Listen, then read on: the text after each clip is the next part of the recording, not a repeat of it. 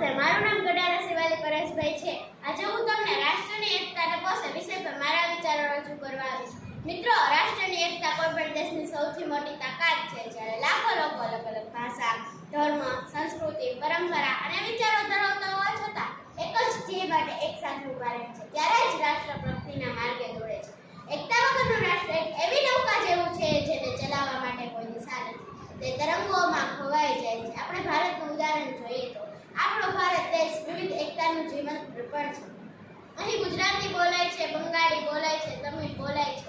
અહીં હિન્દુ, મુસ્લિમ, શીખ, ખ્રિસ્તી બધા જ ધર્મોનું સમરસ્ય છે। છતાં જ્યારે દેશ પર સંકટ આવે છે ત્યારે દરેક વ્યક્તિ પોતાની ભાષા, જાતિ, ધર્મ ભૂલીને માત્ર ભારતીય બની જાય છે। સ્વતંત્રતાની લડતમાં ગાંધીજી, સુભાષચંદ્ર બોઝ, સરદાર પટેલ સૌએ બતાવ્યું કે એકતા છે તો અંગ્રેજ સામ્રાજ્ય પણ ઝૂકી જાય છે, અંગ્રેજ સામ્રાજ્ય પણ ઝૂકી જાય છે।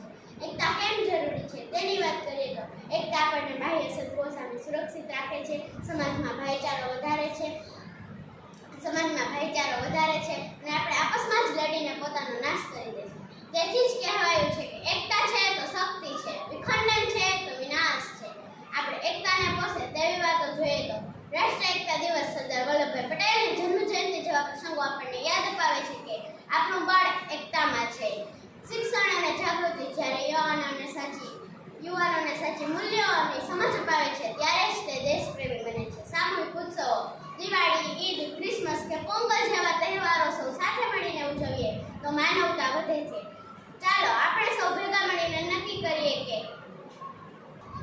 ચાલો આપણે ભારતને ભાઈચારો જાળવીને ભારતને વિશ્વગુરુ બનાવીએ। જય હિન્દ, જય ભારત।